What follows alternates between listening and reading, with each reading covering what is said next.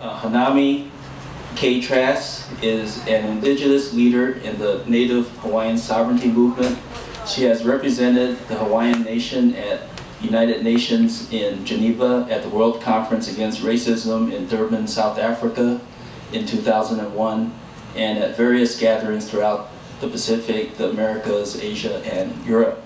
In 1993, she was a co-producer and scriptwriter of the award-winning documentary Act of War, The Overthrow of the Hawaiian Nation.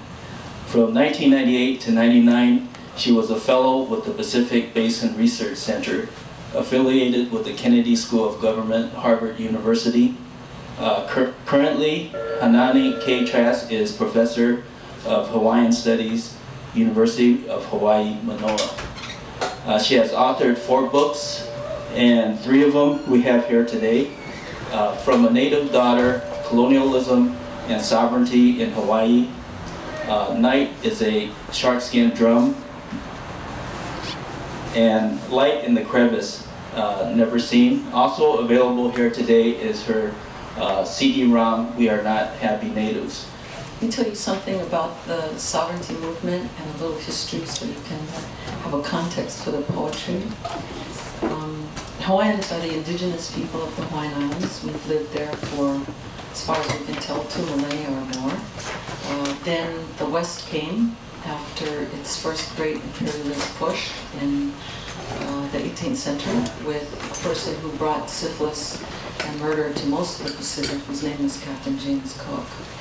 He wreaked havoc everywhere, and including Hawaii. And after he left his filth and damage, as Western societies do, then came the American missionaries. American missionaries, I think, were actually worse than Cook, because Cook left dispatched by our warriors, and his men left, but the missionaries stayed. The missionaries brought a scourge almost worse than syphilis, which is Christianity. Christianity to the Hawaiian people was the death knell of our many gods and our many relationships with the land. The Hawaiians converted, thinking that everlasting life meant everlasting physical life of the Lahui, the nation, when in fact the missionaries were referring to everlasting life in the hereafter. The missionaries created private property, which they benefited from, and then overthrew our government. The United States Marines supported it, invaded the country.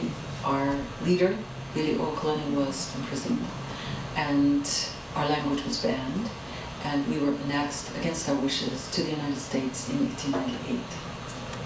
So the context for my poetry is that, and the legacy of that, which is further colonialism. Our colonialism today is not plantation colonialism, it is tourist colonialism. There are probably more tourists in Hawaii at any given time from this state, the state of California. There are almost 7 million tourists a year to Hawaii, which is about 35 tourists for every native Hawaiian. And so what you will hear is informed by that current situation. And that's why I like to say a few words about the other side of Hawaii so that people see the context. Because if you just look at United Airlines ads, you'll never understand the context of the poetry. So let me begin with my recent collection. And I think with that little explanation, the only thing I should add is that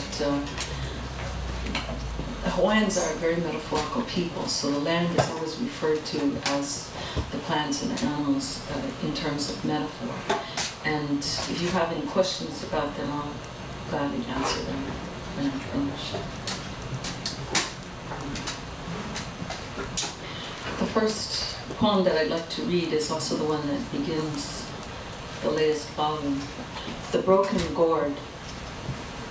After the last echo, where fingers of light soft as Lawai come slowly toward our aching earth, a cracked ipu whispers, bloody water on its broken lip. Long ago, wise Kanaka hauled hand-twined nets, whole villages shouting the black babash of fish. Wahine U'i trained to the chant of roiling surf.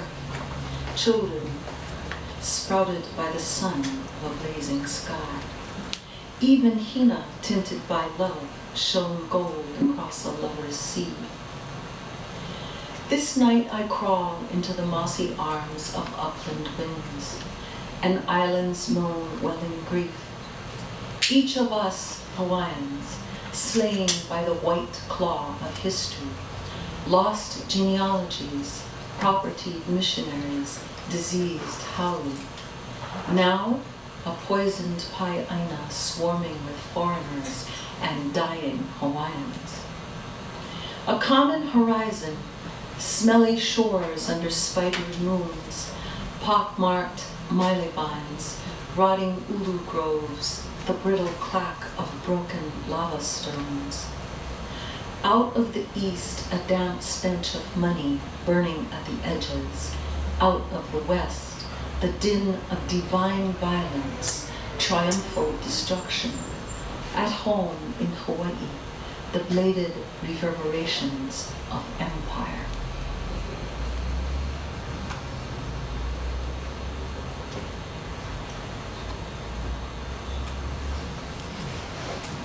How many of you in the audience have been to Hawaii? Yeah, see, I'd like to find anybody in California. This poem is called Kona Kai Opua. Kona is a place on the island of Hawaii, and it was once the home of our great elite, including Kamehameha, and now it's the home of millions and millions of tourists, most of which come from California, and the uplands, which were green and planted in breadfruit, are now planted in huge, huge mansions. Kona Kai Opua refers to the big, reefless sea of Kona and the clouds that pass over it. Across a fathomless horizon, koa-voyaging canoes, plumed kanaloa, provocative summer clouds gilded by the god, blue pearl, green olivine. In the Kona noon, a lone night of sea-sleep kinolau of divinity. Between coastal heiau, castrated mew, shorn of fruit and flower, fawning. From the ancestral shore, the tlack-tlack of lava stones, massaged by tidal seas. The eternal kanikau for long-forgotten ali'i, entombed beneath grandiose hotels, mocked by crass amusements, Japanese machines, and the common vulgar greed of Americans.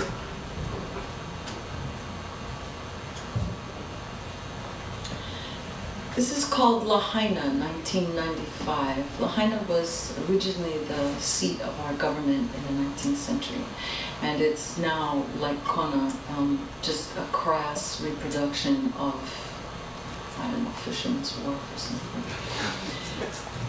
This is not Marti's Cuba. No warriors await the call to freedom's arms. Here in Lahaina, drifting trash clogs the shores, coating the lost minds of burnt red tourists, staining the sand with acrid oils. The natives don't hoard small fortunes for revolution's duty. They sit observing the parade or jump to join the passing fleet of noisy cars, waving at their destiny a musical goodbye, suffused with a sweet intention to smile and be happy. By the way, my CD is called We Are Not Happy Natives. That's, I think, the biggest problem for Hawaiians is that everybody thinks we're happy. So we have our own people pretending to be happy, which is, I don't know, we need a Frantz Fanon to explain that layer of colonization. Tourist. I actually love this. It makes everybody at home very angry. Tourist. The flourishing hand of greed, a predatory face without dreams.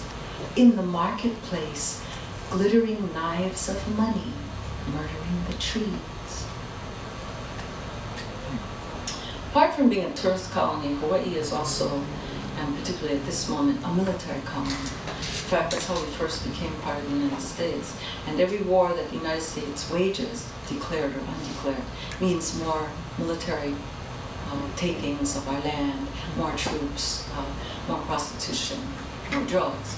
American military is the worst, despite the fact that tourists are pretty bad themselves, but the American military is quite bad.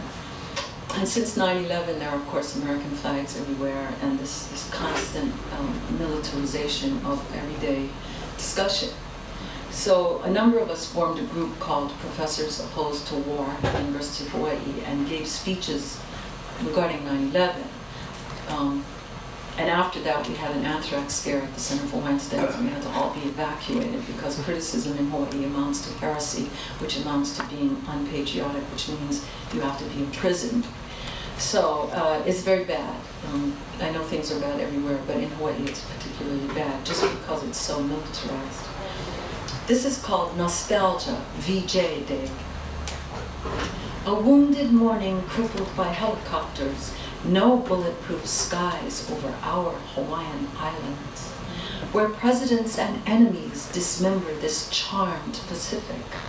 Now, the exalted 50th anniversary of VJ Day, parade of the ancients, Marines, GIs, the all-Filipino regiment, reminiscing in faded uniform, feted by a commander-in-chief, ascending on bursts of rhetoric, but deftly avoiding Vietnam, the wrong war, that inglorious embarrassment. And there, our authentic Japanese senator, smugly armless from the Great War, that preposterous mannequin of empire, feigning an accent, American East Coast or late British colonial, proving acculturation by perfect imitation. At the grave sites tens of thousands of tourists, the National Cemetery of the Pacific, honoring war dead by waving American flags in a faraway land, red, white, and blue, old glory, old glory.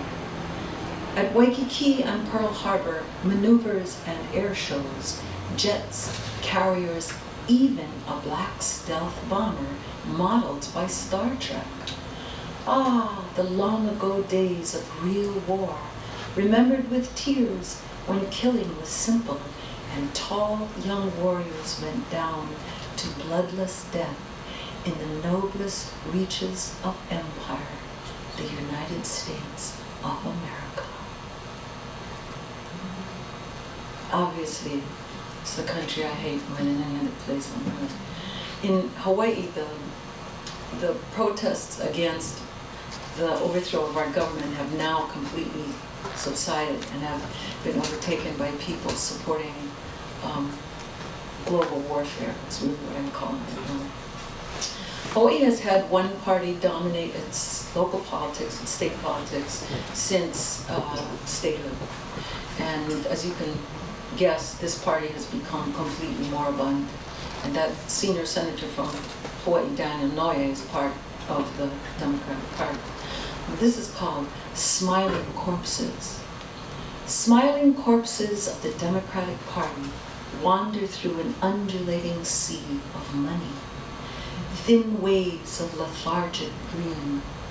Moist statues rise up, wipe their lidded eyes, and begin stalking. In the sky, broken clouds crawl off the sun. Below, from the banana spires, a rotten steam, fragrance of devouring.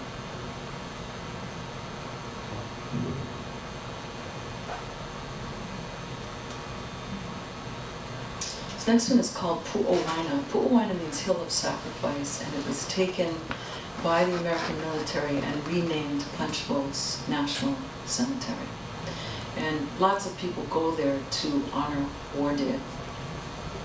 And I went there with my family and our next generation because my father is buried there. He fought in the Second World War.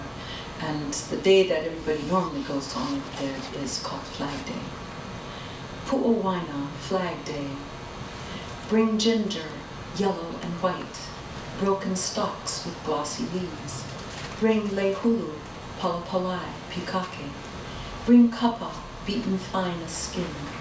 bring our children to chant for our dead, then stand with the Lahui and burn their American flag. I've actually taken, this is dedicated to my nephews and nieces, and I've taken them there. And then I show them their grandfather's grave, and I say, what you need to do is to spit on this flag, and don't ever serve under this flag. They sort of all look at me. They're very young, but you have to get them when they're young, because then by the time they're my age, they got it down.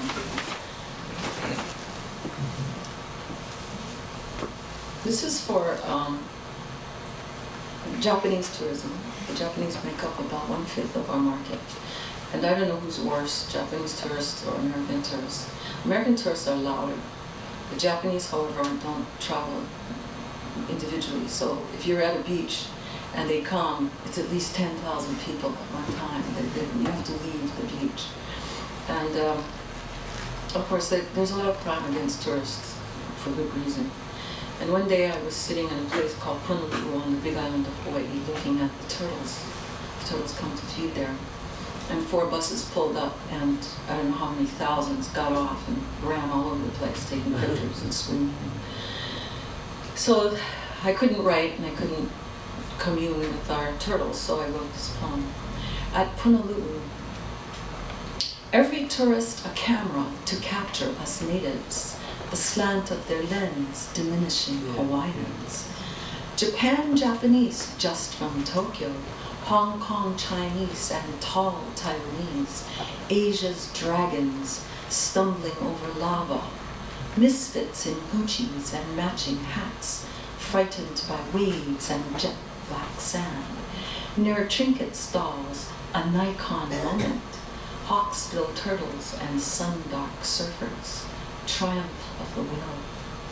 Endangered species frozen on film, native images for millions back home, paradise at Punaluu, made in Japan.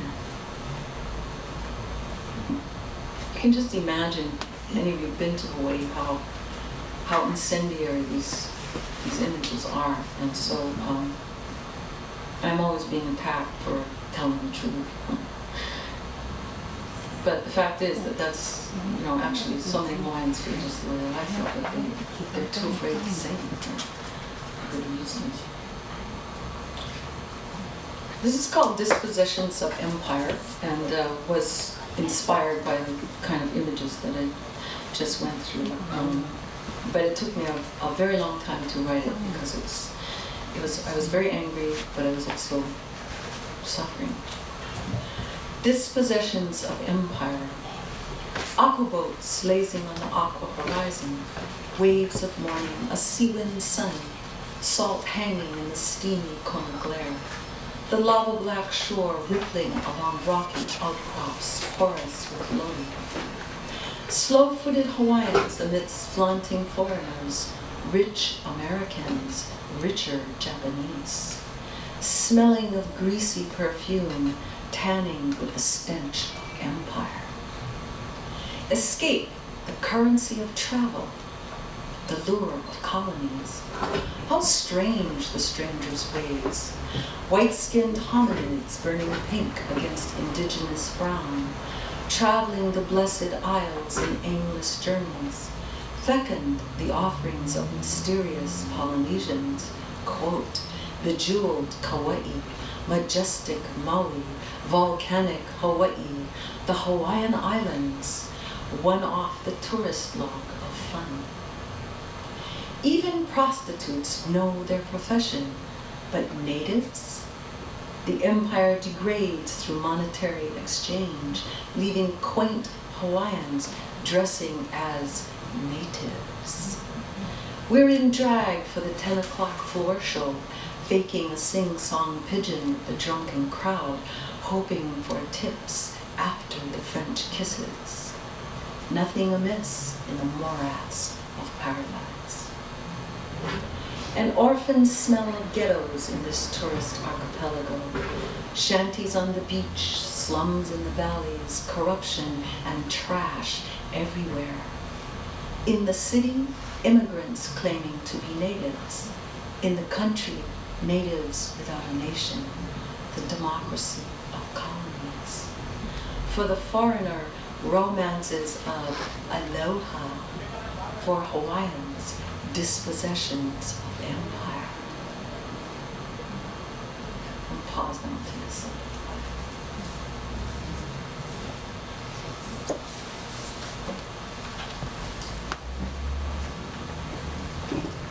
Of course, the suffering and pain that comes from being colonized is often not ended, but muted by the beauty of Hawaii.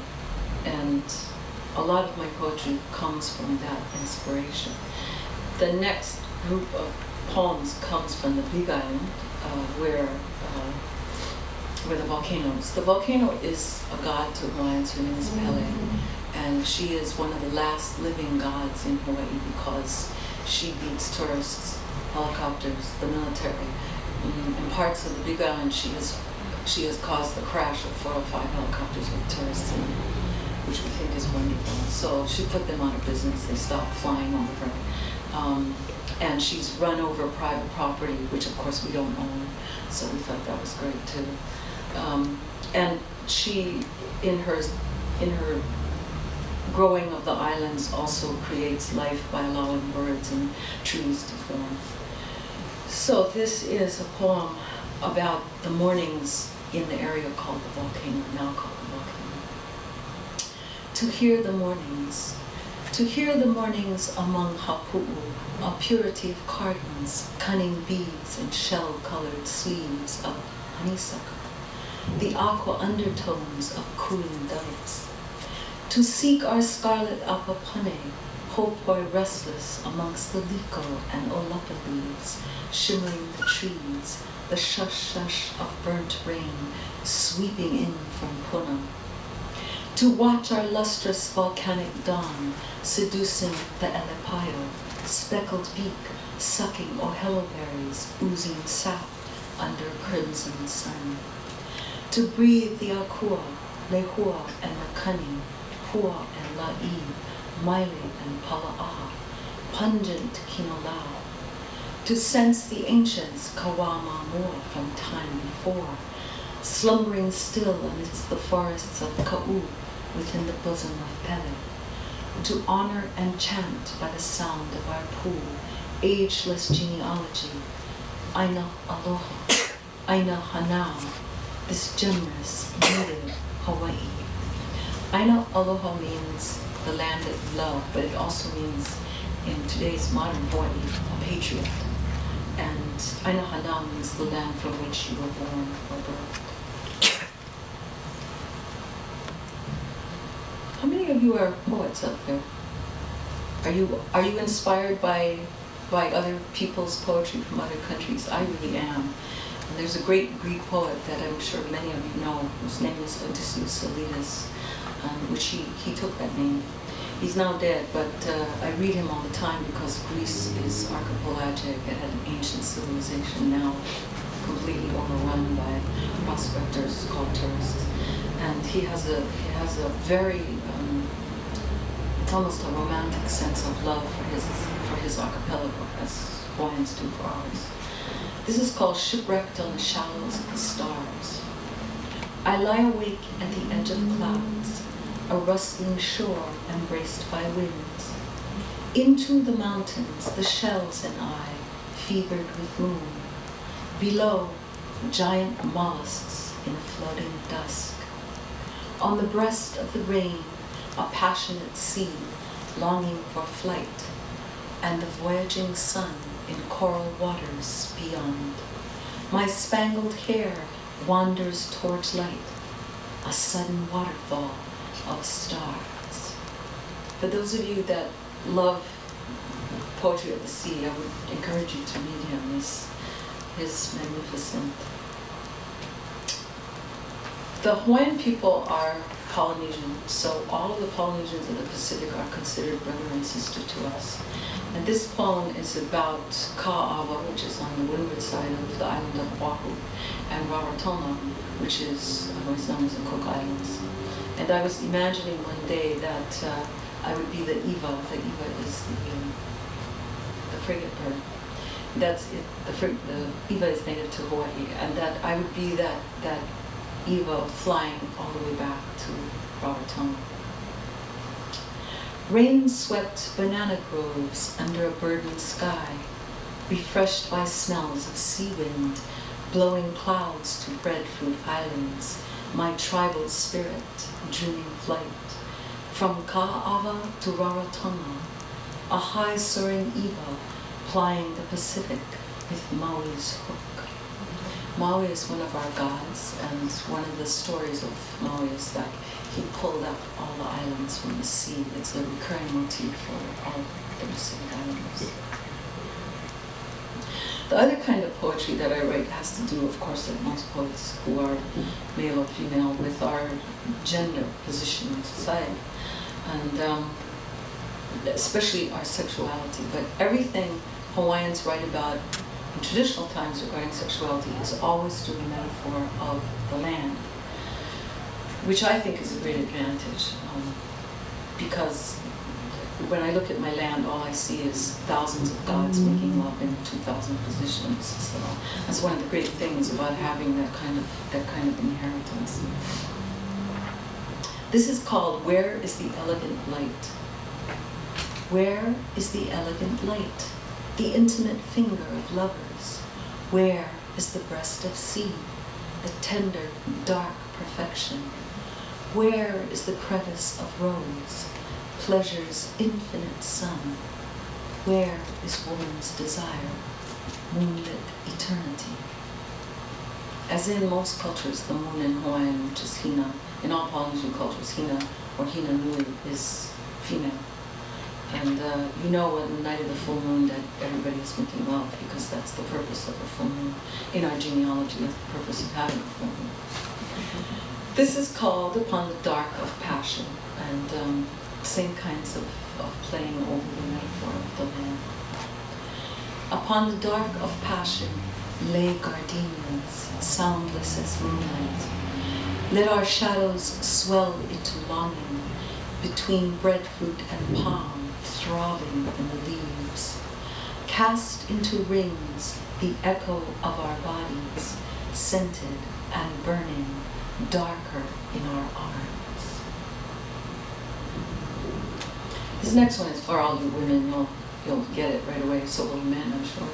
This is called Where the Fern Clings. Where the fern clings, lingering above slit rock, shadows musty in hot perfume. The cries of tight-winged birds, flickering tongues, damp-lit skin, the seep of some thirst.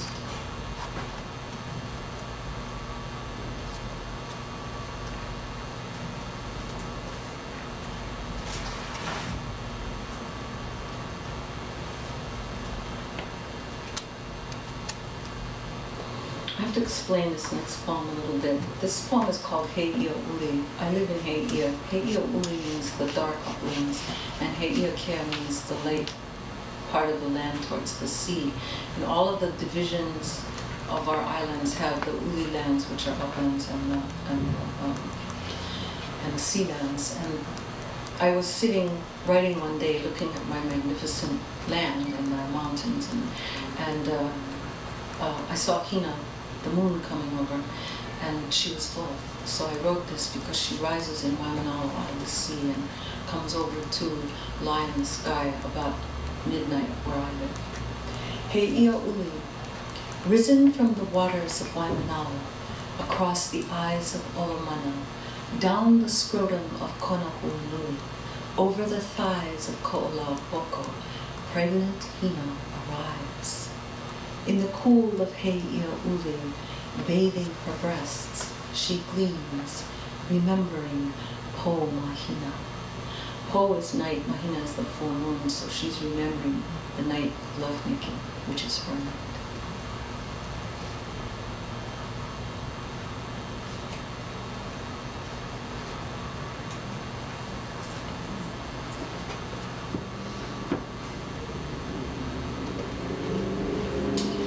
Politics in Hawaii are very colonial, as you can imagine, I'm sure, but also very repressed, as colonies can be, but especially as tourist colonies are, because angry natives are bad for tourism.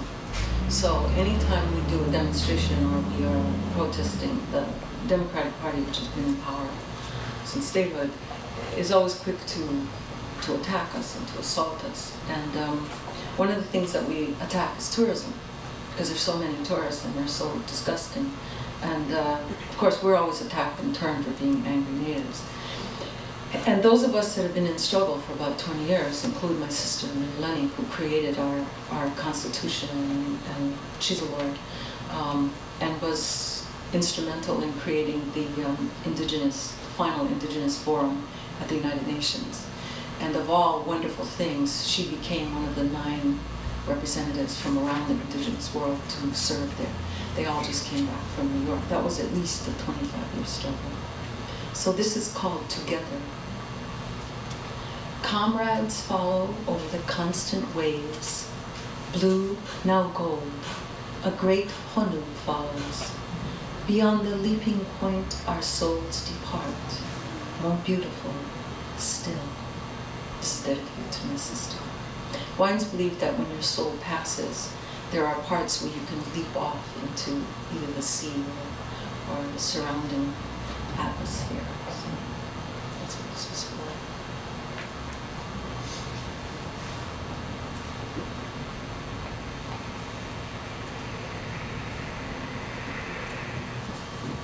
I wanted to read, which I can't find it if I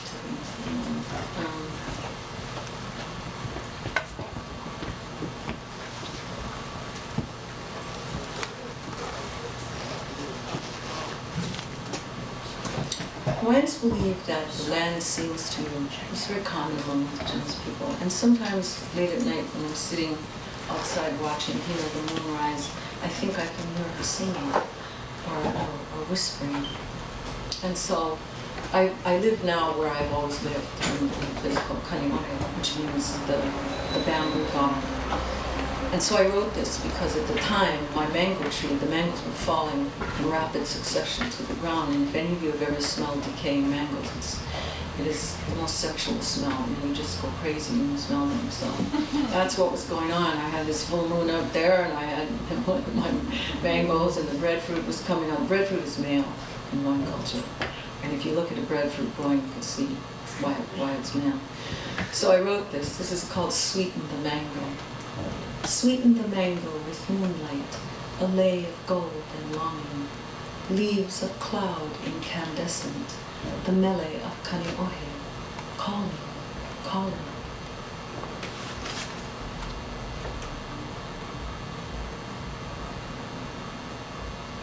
The dawn and the sunset in Hawaii is very brief, but it is profoundly beautiful. And we're very fortunate because we have so many kinds of sunrises and sunsets.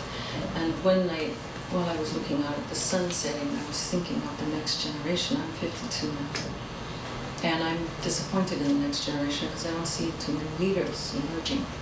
It's not really their fault, but I just am nevertheless disappointed. So I was hoping, by writing this poem, that I could call forth more leadership. This is called Before Dawn Leaves Forever. Before dawn leaves forever, let us embrace over half-open horizons, the rose glinting on tall grasses. Above the stars and spilt violet, let us offer ourselves again.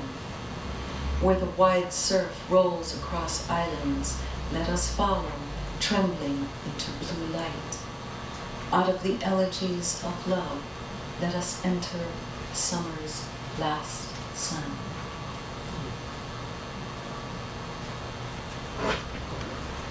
I'm going to end now by reading a longer poem which has to do with light, and then I'd gladly take questions about anything any of you want to ask me.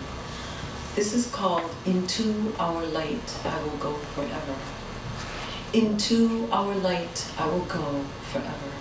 Into our seaweed clouds and salt warm seabirds, into our windswept ehukai, burnt sands gleaming, into our sanctuaries of hushed bamboo, awash in amber, into the passion of our parted koala, luminous vulva, into Kane's pendulous breadfruit, resinous with semen, into our wetlands of Hei'ia, bubbling black mud, into our spangled blue-leaf taro, flooded with vai, into Waiahole, chattering with rains and silvered fish, into our shallows of Kualoa, translucent akua, into the hum of reef-ringed ka'ava, pungent with lemon, into our corals of bar kahana, sea cave of hina, into our chambered springs of punalu'u, ginger misting, into the songs of lost la'ie, cool light haunting, into murmuring malai kahana, plume sands chanting, into the sheen of flickering haleiwa, pearled with salt, into the va'a of Kanaloa, voyaging Moana Nui, into our sovereign suns, drunk on the mana of Hawaii. Thank you.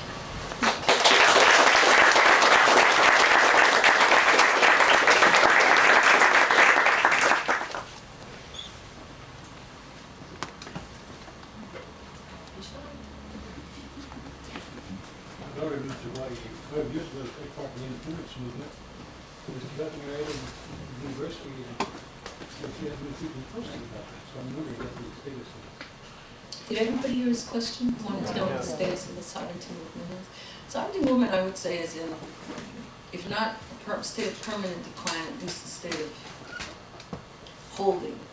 What's happened is that the rightward turn on the continent has come to Hawaii.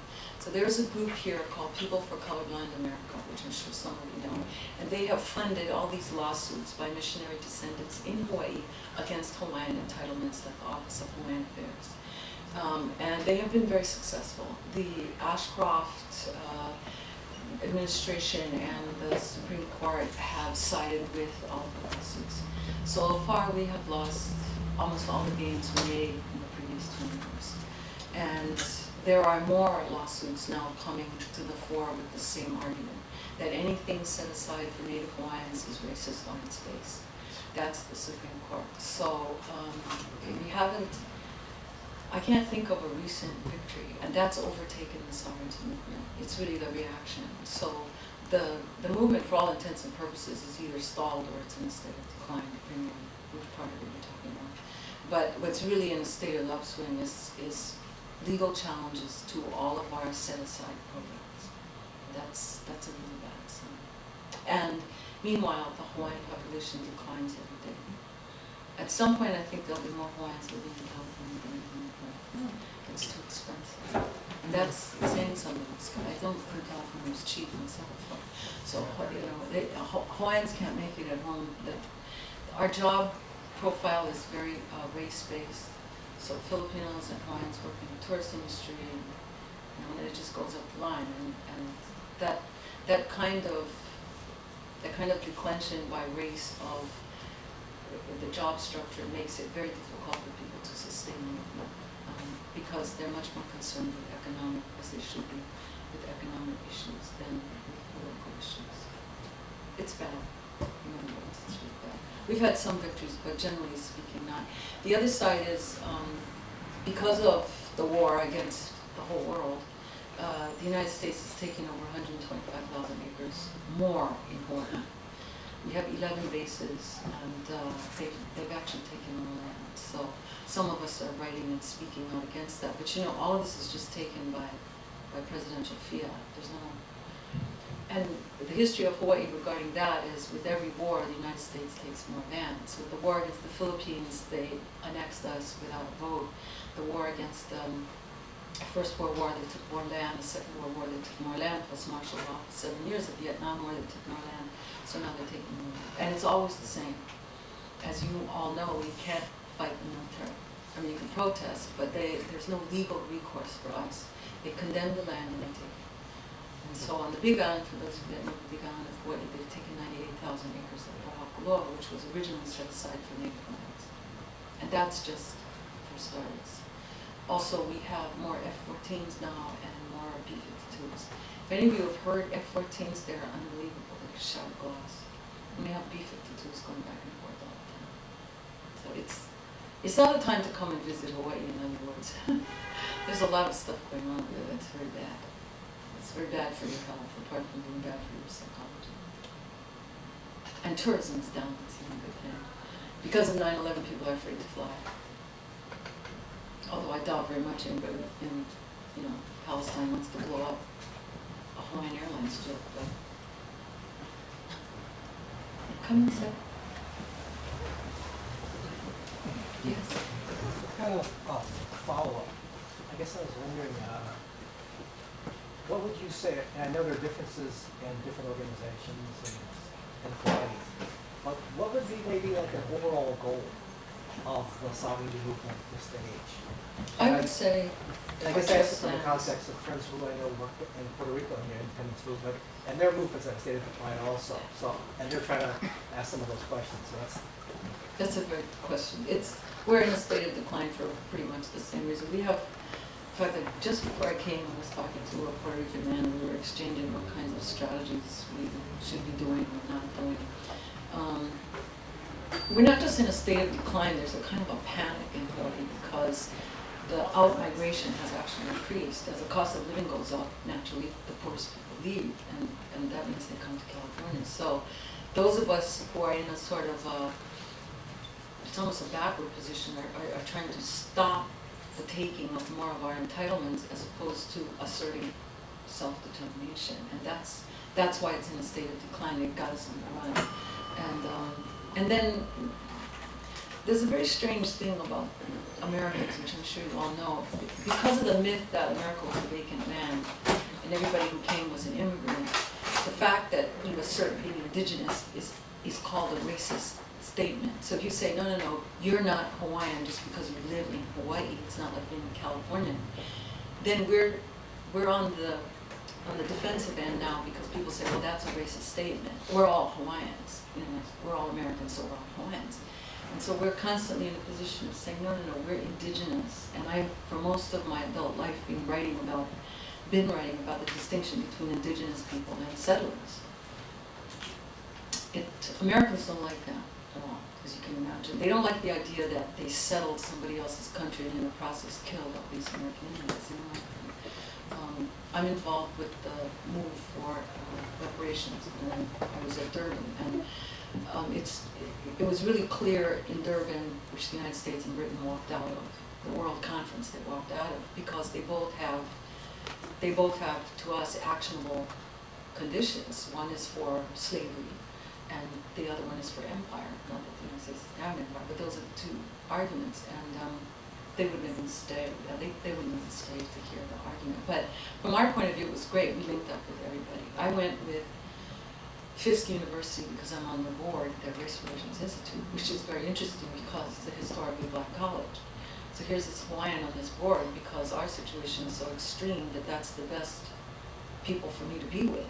They have the best argument. They have the best understanding of the situation, and it doesn't look good for anybody.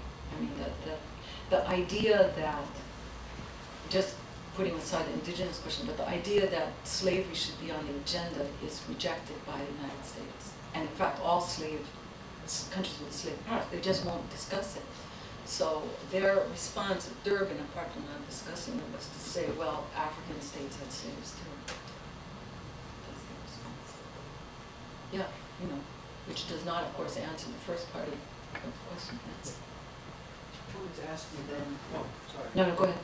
The influence of the Hawaiian language on your poetry, how important is it? And do you ever write just purely in Hawaiian? No, I don't write in Hawaiian, but it's a very good question. The Hawaiian language was officially banned by the all-white American government in 1896. It was not unbanned until 1978, which is about 6-7 generations. When you ban a language, Doesn't mean people don't continue to speak it. It just means that all education is in English, all commerce is in, or whatever the dominant language is. The result of that is that a whole, well, 3 generations grew up not being educated in the language. So let's take the example of my grandmother. My grandmother was a native speaker in pure Hawaiian on the island of Maui in a little town called Haunani. Her 11 children all grew up speaking Hawaiian. However, they were all sent to schools that no longer gave instruction in Hawaiian. So my mother, although at one time she was bilingual, by the time she was an adult and got married and had us, she couldn't speak Hawaiian. We all grew up not speaking Hawaiian. Now my youngest sister, who has 3 children, is a teacher of the Hawaiian language, and all her children speak Hawaiian. So it's one of the good things that we have managed to reclaim, which is the language. The languages are very interesting because they are absolutely critical for carrying the culture. They carry the culture. If you don't speak your own language, you don't know what that cultural base is. And the good thing is that although there's only, my sister and I are 11 years apart, in that time frame, we managed to get the language legalized. And it's very important for those of you who care about such struggles. We have it in the state constitution of the state of Hawaii. It says that the 2 state languages are Hawaiian and English. And what was curious is that the tourist industry supported Hawaiian as being an official state language because they wanted the state of Hawaii to pay for signs in Hawaiian in Waikiki. So it was, it was the most outrageous thing. And anything the tourist industry wants, they get. So it's, what do they call it? An alliance of enemies or something like that. But the language is a good story for us. It's making a comeback. Almost all my students I teach at the University of Hawaii are in some stage of linguistic decolonization. And they're very proud of it, which in my mom's generation, we were embarrassed to speak Hawaiian. So they love to be places where there are no Hawaiians and then burst into the Hawaiian language, just so people can understand, which I think is cool. So, yeah. Oh, I'm sorry.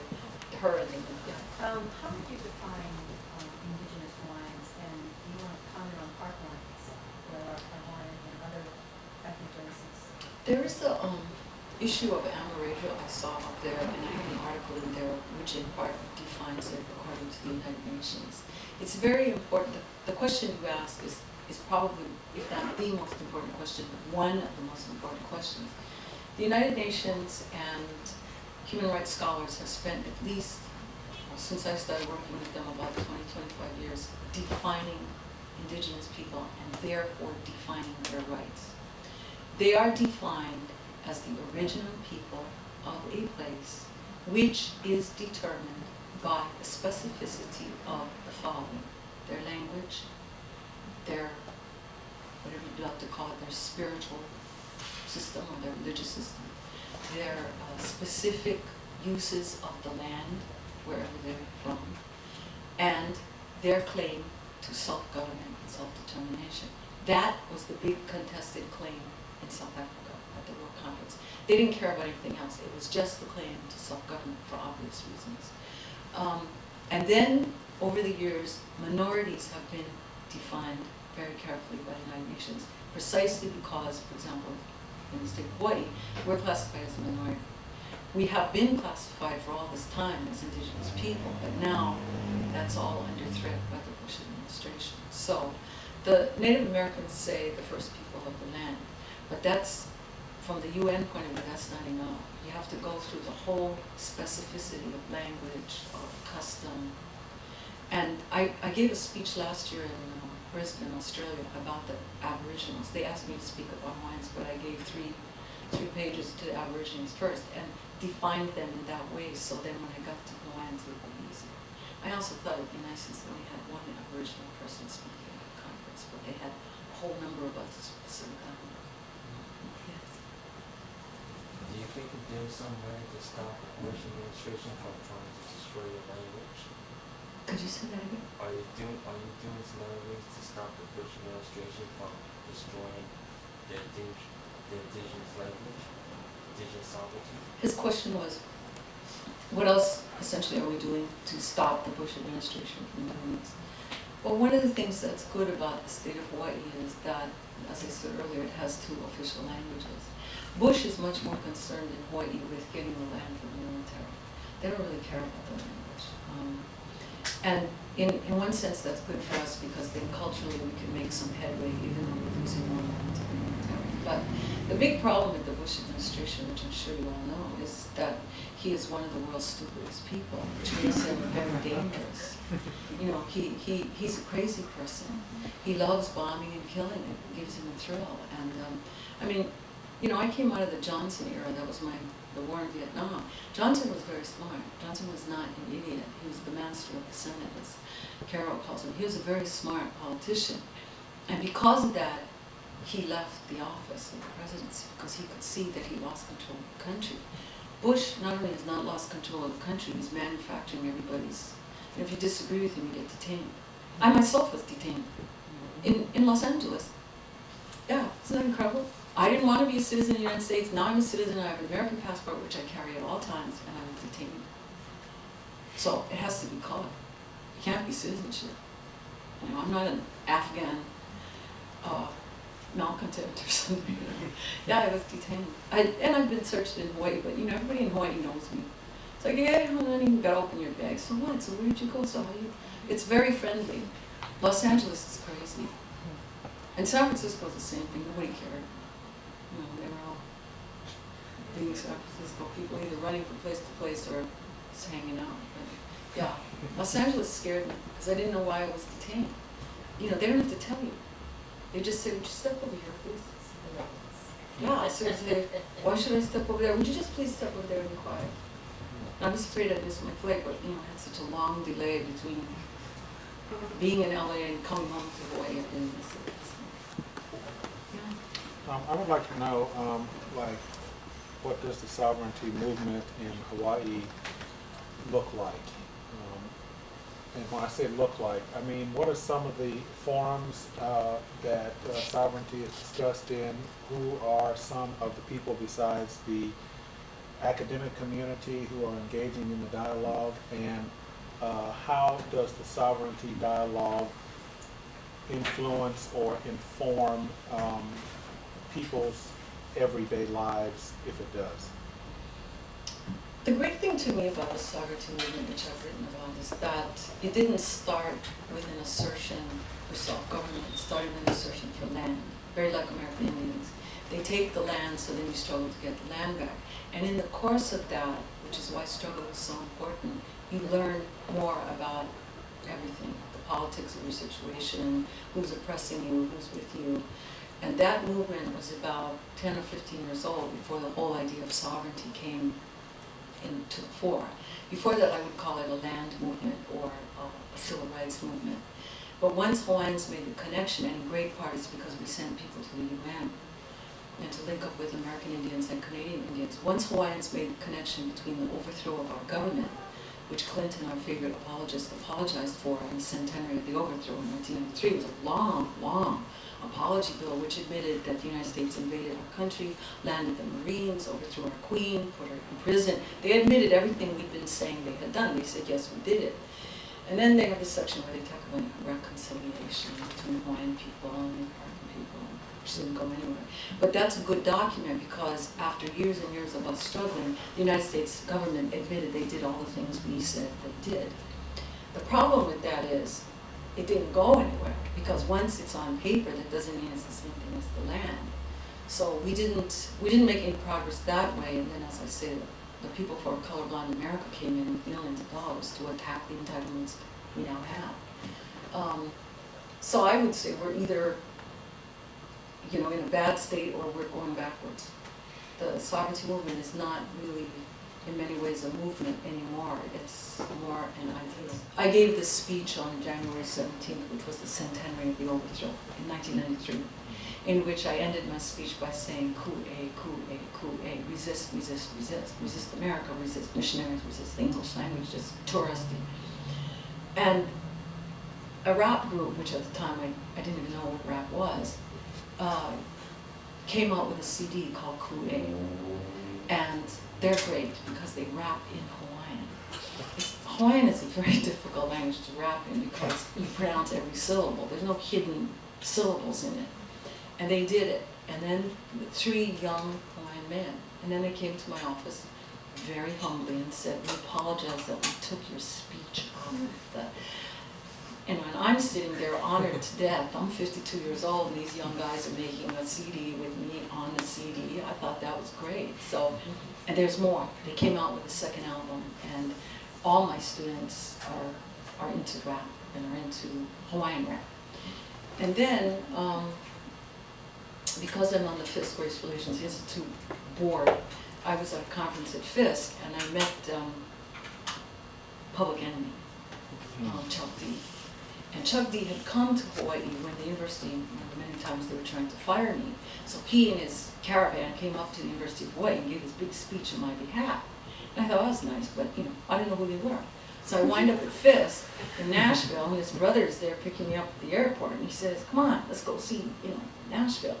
So we're driving all over the place. So I said, what's your name? He says, well, my name is Chuck D. I said, oh my God, it's Public Enemy. So that was it. I mean, I spent all this time with Public Enemy, and we did all this stuff together. And he was young enough to be my son, and I learned so much from him. So that was a good connection, and I think that's going to be a new medium for the next generation. They love it, we love it, the oldsters love it. It's very political, and it's in the Hawaiian language. I mean, that really is revolutionary. So it's really hard to rap in Hawaiian. It really is, because the words can be this long, so you got to get in there and say it real fast.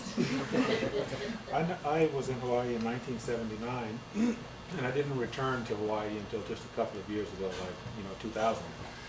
And so I noticed that there was a tremendous increase in the Hispanic population. I was on Maui, and I was just wondering, how is that group faring in Hawaii? Maui is kind of its own state, whereas they pronounce it meow.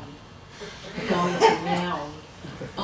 It's become its own problematic situation. There's too many incredibly wealthy people there.